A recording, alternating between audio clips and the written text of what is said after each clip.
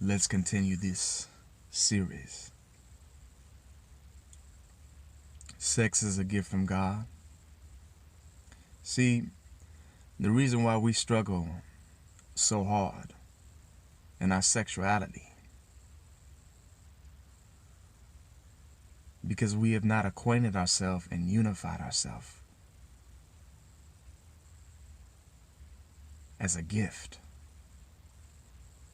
Your attraction towards a woman, a man, is a gift. To honor that attraction, there is no lust in that. There is actually great pleasure in that. We were created to take pleasure in one of another.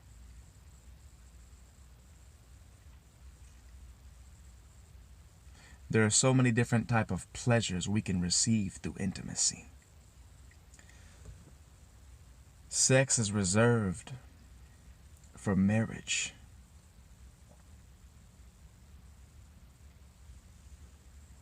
The marriage bed is undefiled. But you got to understand, woman came from man. We're very racist and we don't realize it. Beauty has nothing to do with a woman. Beauty has nothing to do with a man. We are all beauty. Beauty is a spirit. And it is a unified spirit. There is no separation. So you can experience all the pleasure of beauty, of intimacy, of love, of relationship in the one who gave it to you, God the Father. What I've learned in my own sexuality and overcoming sexual sin, there's a trust and there's a submission.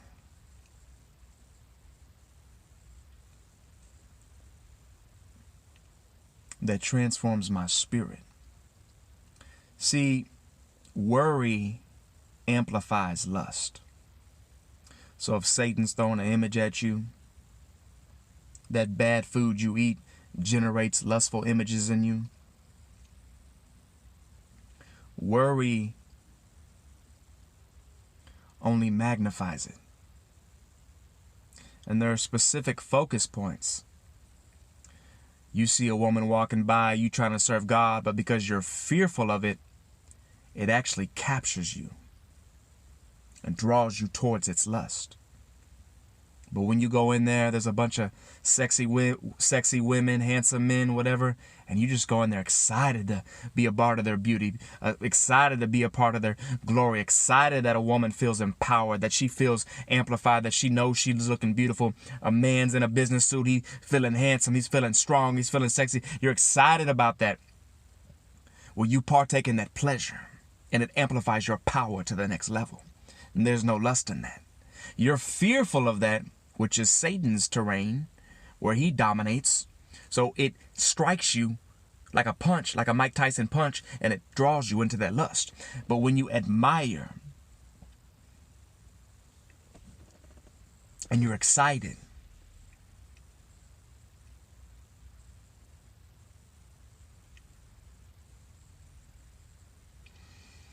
see, whatever you focus your mind on and you feed it. That's why when you watch porn, when you're looking at women in lingerie and stuff, like I used to do, I'm feeding that image its power. It's not even the devil's power over me. I'm feeding it its own power against me. I'm destroying myself.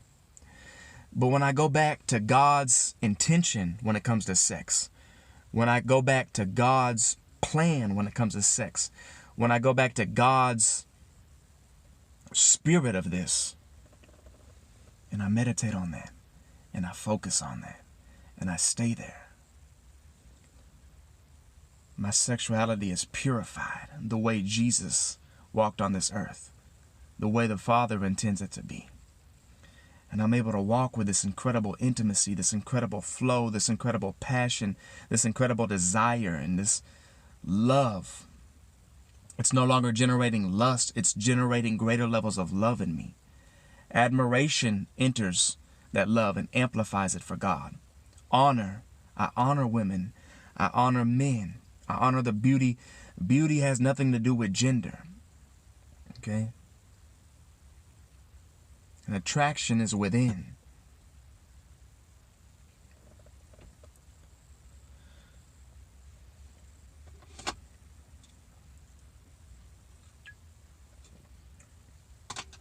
But another key that I learned is you got to put the seal down. You got to put the hammer down. It is impossible for me to lust. It's impossible for me to fall into pornography. When you speak those words, you're placing a seal in the spirit. Okay?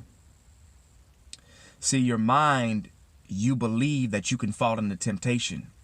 That belief gives the devil power. Now he's got you in a chokehold. You're like, how did this happen? Okay. A lot of times we speak things, but we don't believe what we're saying. So it's not activated. And there's a breach in the spirit. There's a crack in the door. Even though you lock the door, your doubt opens it for the devil to come in. Okay? This is seriously a mind game. This is seriously a war over your mind. Okay? But when the spirit of trust rises and dominates the mind, when you allow the Holy Spirit to dominate the mind, you're going to be a force to reckon with.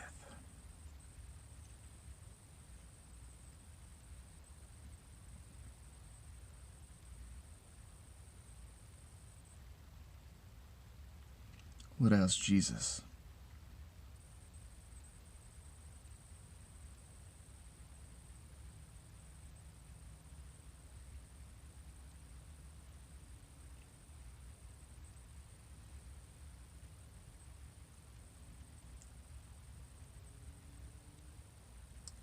You have to replace those images.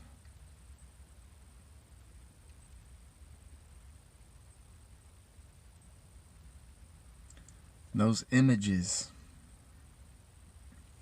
we magnify them with our words. It's so sexy. It's so amazing. I love watching this. And so when you say that, it magnifies that pornographic image, that lustful image, that demonic thinking. An image, thought, this is where altar comes in. So you have to have the image of God in you, the image of progressiveness in you, the image of boldness in you, the image of love in you. You have to have that engine of trust in you. You trust in the Lord in this area by just giving it to Him, allowing Him to replenish your mind, allowing Him to protect your mind, allowing Him to be your warrior, allowing Him to be your gladiator in this area. And you work on it, and you'll get results. I cannot tell you the reward of living in sexual purity. I cannot tell you the wealth that's pouring into my life, the ideals that's pouring into my life, the energy that I'm feeling in my life, the success. It's like all these things are just coming to me on a platter by choosing to live purely in my sexuality. You got to devote your sexual drive, your desire, your passions to the Lord. Let Him show you His satisfaction. There's no sex in heaven. People ain't having sex in heaven, but yet they're experiencing pleasure beyond human imagination. You don't have to wait to experience that.